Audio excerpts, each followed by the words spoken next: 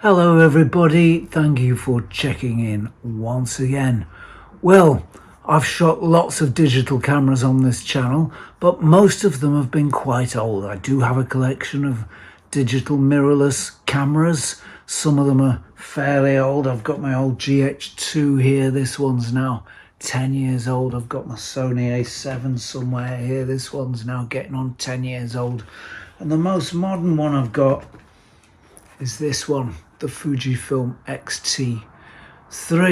So I thought today, after having looked at so many older digital cameras, we could look at some of the newer digital cameras that are on sale today, some of the digital mirrorless cameras on sale today, and see where the market's going and what kind of thing is available.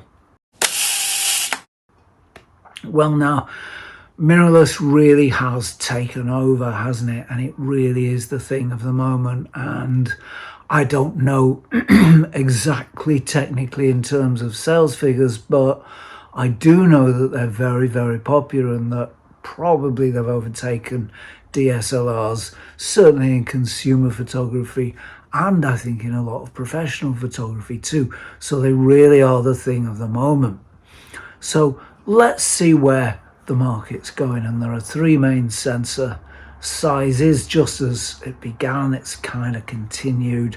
There's been other experiments along the way, but the three main ones continued, and those are micro four thirds, which is a little tiny sensor, APS-C, which is a bit bigger, the same size as a piece of movie film running vertically.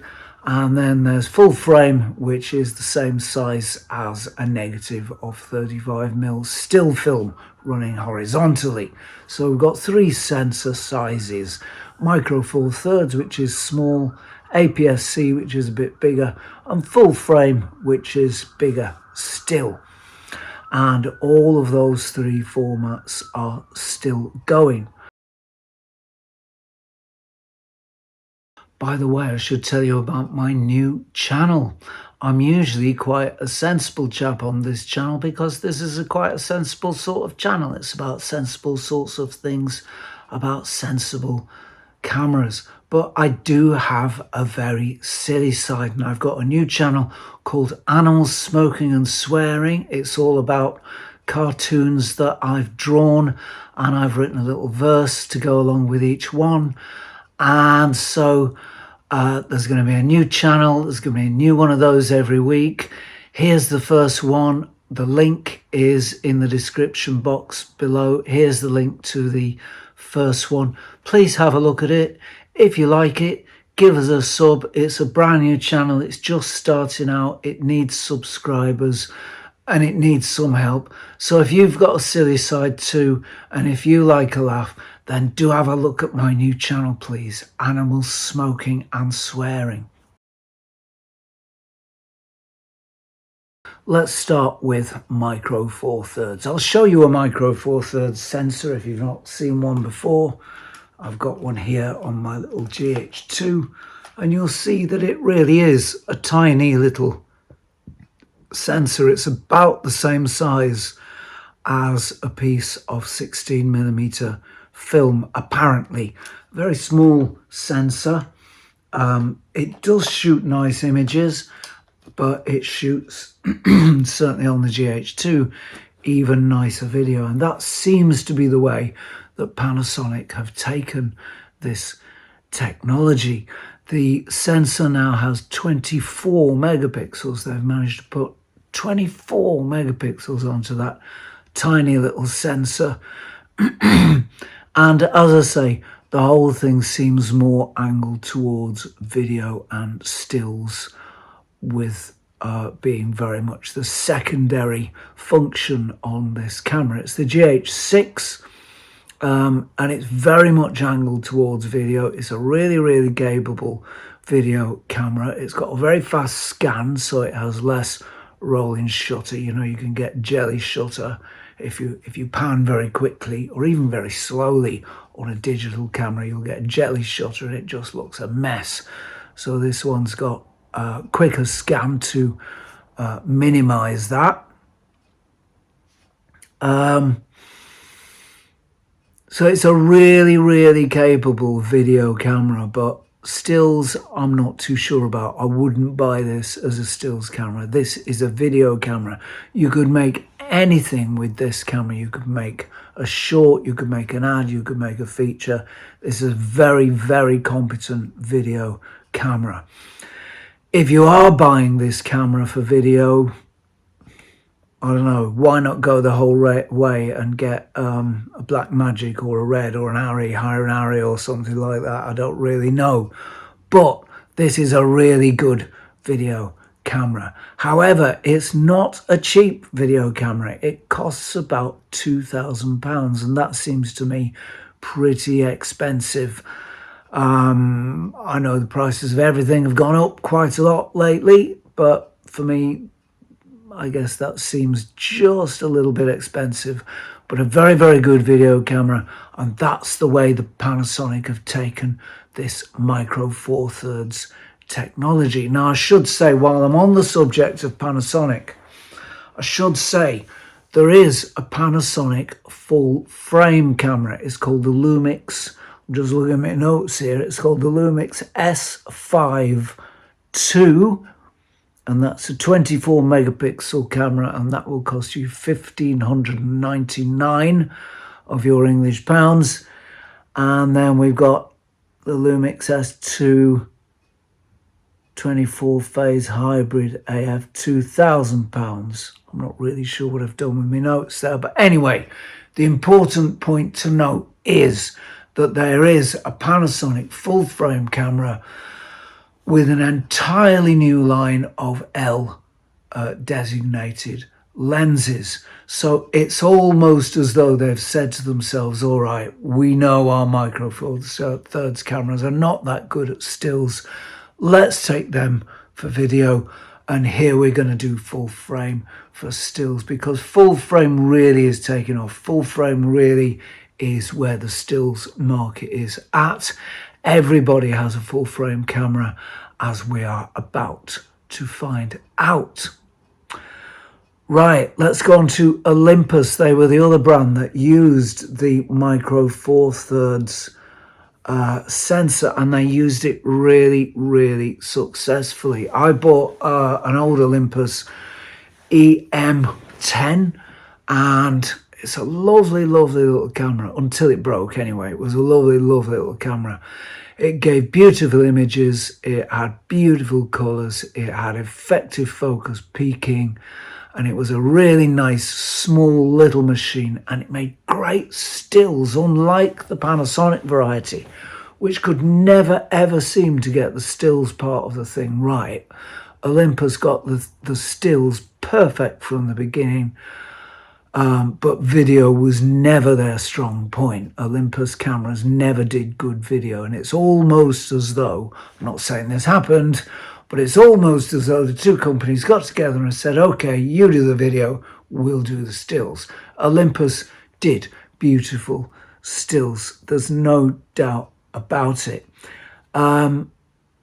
The Olympus camera business has now been sold famously, and they're still making a camera.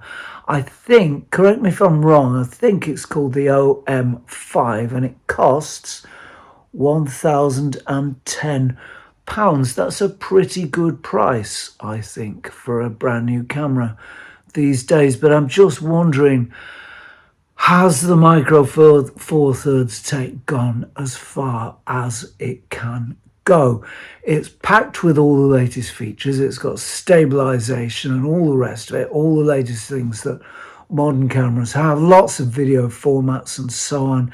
It's got a high-res shot mode.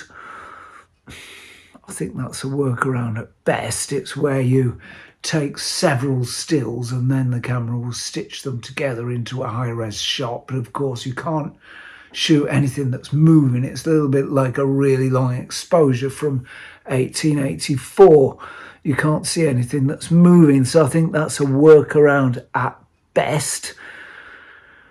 I think the question for Olympus at the moment is, where do they go from here? They've got a nice little camera, nothing wrong with the camera, I love the little camera, but where's the R&D? Is the money, are the resources for the R&D there to make a full frame model, to make a better model? I don't know. I think if I was the boss of Olympus, what I would be saying now to my employees is, right, come up with a full frame Olympus OM1, and that would sell like hotcakes. It would fly off the shelves, but unfortunately, I'm not the boss of Olympus. And there we are. Time will tell. We'll see where it goes. Sony, well, coming on to Sony, what can I say? They began as the leaders in full frame technology. I know Leica did it a couple of years before with the M9, I think it was. The M8 was APS-C, I think. The M9 was full frame. Leica did full frame just a couple of years before Sony, but Sony were the first to bring it to mass market. So they're really the leaders in the field, and they've just gone from strength to strength. There was the original A7, which I'm still using. I find it absolutely perfect for my purposes. You know, for what I need it for, it's absolutely fine. It's a full frame camera and it shows what the old lenses do. But they've gone from strength to strength. There's the A7 II, that's an old camera now, the A7 III, the A7 IV, the A7 V, the A9, the A7C, the A1. There's all manner of Sony full frame cameras that do various different things. And actually, the A7C is a beautiful little thing. It's compact, it's a tiny little thing. It's like a point and shoot size camera. I would dearly, dearly love to own one of those cameras, but I don't. Maybe in time I will. It's full frame. It's a beautiful little thing. I suppose the only difficulty would be that the lenses would be quite large on the front of it, but there we go. There's a penalty for everything, I suppose. If you keep your lenses small, you've still got a small rig. But anyway, they've got so many full frame cameras going. They are pretty much the market leaders, and everybody else is really a bit late to the party. I think they're still the big boys in full frame because they were there first. They still make APS-C cameras. I think they still make the A6400, or is it the A6600? But I really can't see that going on for too much longer. What's the point of keeping your APS-C production lines going when a lot of the parts are going to be common? The lens mount is common. The only thing that's different is the sensor, and the cost between an APS-C sensor and a full frame sensor, I don't know, I'm not an expert, but I wouldn't imagine it's that much. So I can't imagine Sony continuing with APS-C cameras for too much longer, but who knows? Nikon, well, we've got a plethora of cameras from Nikon with no doubt added features as you go up in price. They're all new full frame cameras, newish anyway. They're a couple of years old now anyway. The Nikon Z cameras, we've got the Nikon Z6. I'm sorry, I've got to keep looking down here at my nose. We've got the Nikon Z6, 24.5 megapixels. That's £2,000. That seems a reasonable-ish price for a full-frame camera these days. We've got the Z7 at 45 megapixels for £3,000. Now, that's an awful lot of megapixels. I don't know if anybody needs that many megapixels. I suppose you only really need that many megapixels if you're shooting with a lens with very, very fine resolution, and that's going to be the most modern of lenses. I don't know of any older lenses with that kind of resolution. And if you want to crop, if you really want to crop, or if you're doing something for a massive hoarding, massive advertising hoarding somewhere, or if you're doing a photo of a model, close-up of a model, and you want a face to be absolutely spot on, bang on, you're going to use all of that information so you can retouch as you want. maybe, I don't know. Anyway, it's got 45 megapixels. It costs £3,000. There's a Z8, a Nikon Z8, which also has 45 megapixels. That costs £4,000, and that does 4K and 8K video. Well, 8K video, I don't know. We've only just got screens that will show 4K video. Are there any screens that will show 8K video? Am I behind the times that much? Have I missed the fact that there are screens that show 8K video? If there are, there can't be that many of them, because I've not seen many of them around. So I don't know what the point is. What's the point of 8K video? How sharp do you want? How many lines of resolution do you want in a moving image? Movies don't need as much resolution as stills. They just don't, because each still image is on the screen for a fraction of a second. So you don't need that resolution. So 8K video, I don't know. Maybe I'm being a bit of a Luddite. I don't know. Maybe it's the next big thing, but I don't know. I can't see the point right now. If you know the point, tell me in the comments box below. I'd be glad to know. We've also got the Nikon Z9, which has 45 megapixels, which will relieve you of 5,300 of your English pounds. Now that seems an awful lot of money. That can do 120... No, it's got a 120 frames per second EVF, and no doubt it's got various other features as well that mean it's the most fantastic camera on the market. But I don't know, £5,300 seems an awful lot of money for a mirrorless full frame camera to me. That better be a good camera, and I'm sure it is. You know, it would be very nice, I don't suppose this will happen, but it would be very nice if one of these major companies would lend me one of these cameras for test and review, and I could give them my honest opinion of it. But we'll see. I don't suppose that will happen, but we'll see. By the way, do you like the flowers this week? Mrs. Z got these. I'm not sure what they're called, but I just love this shade of pink. They're just absolutely beautiful, and I'm glad they're in the back of the shot.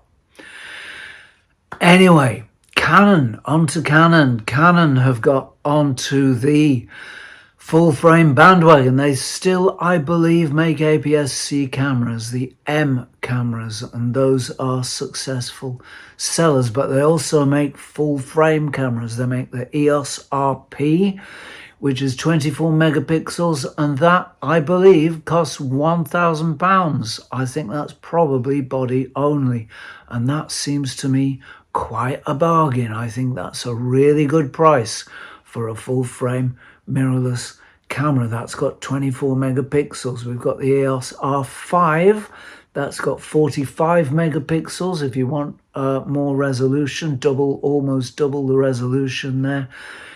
That costs £4,000. That's quite a jump. Quite a jump. You'd really need to want those extra megapixels to make that jump, I think. And then we've got the EOS R3, which has 24 megapixels. That costs £5,499. That's got a 120 frames per second EVF, and that can shoot at 30 frames per second. I guess that's really handy if you're a sports reporter. You've got a big long lens on your camera, and you can shoot, and get exactly the moment when the guy kicks the ball and gets that winning shot. I guess it would be useful in those circumstances. And that, more or less, that I think is the full frame market at the moment. Full frame is definitely where we're going. I'm still waiting for the Fuji full frame camera. It can't be far away. I know they do a medium format. I know they do that. They do APS-C and medium format, but where's the full frame? They're missing out on a market sector. So I don't think that can be far away. We've got to the X-T5 now. We're at the X-T5. That's still an APS-C sensor. Beautiful, beautiful images, but they could be better if they were from a full frame sensor. Right, Fuji? So where is it? I don't know. I'm still waiting.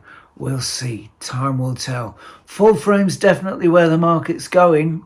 No question about it. Everybody's getting on the bandwagon.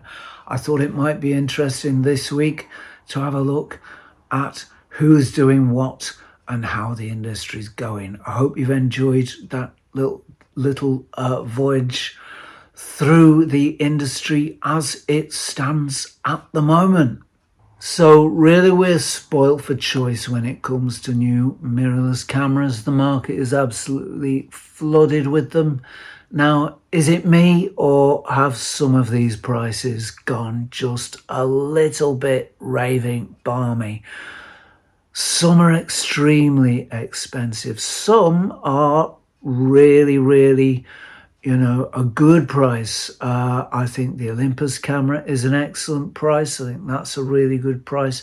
I think the Canon full frame camera for £1,000, if I've got that price right, is a really good price. I think that's a camera worth buying if you're in the market for a new digital mirrorless camera. But some of these prices have gone perhaps a little bit balmy. I know there are research and development costs, but even so, these are essentially the same cameras with a few more bells and whistles added, and I don't know if it costs that much to add bells and or whistles. In fact, I think it probably doesn't. But maybe I'm being too cynical. Maybe the prices are about right. I don't know. But if you want a new mirrorless camera today and you don't want too many of the latest and greatest abilities, whatever they are, then I would say that the Canon RP is an absolute no-brainer. And if you're in the market for a nice micro four thirds camera that will make you some very nice images with some very beautiful colors, then I would say that the Olympus camera that's on sale at the moment is also something of a no-brainer. Though I think there's a question about the future of Olympus cameras and where that company will go. So I guess that's it from me for this week. I do hope this episode has been useful and enjoyable in equal measure. Many thanks to subscribers for your continued support. I'm really grateful for that. That means a lot. Thank you for that. And many thanks also go to patrons. A sincere and heartfelt thanks for your continued support. Many thanks for that also.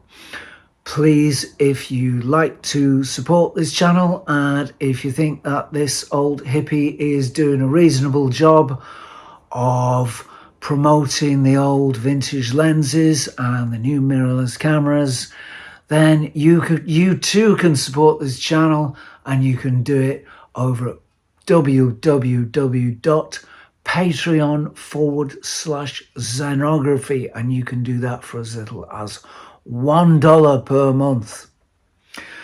So that's it from me for now. Please don't forget to do all those YouTube-y type things, like, subscribe, ring the bell, all those sorts of things. And if you're not doing anything too important or strenuous next week at this time, please do tune in for a spot more Zenography. Cheerio all.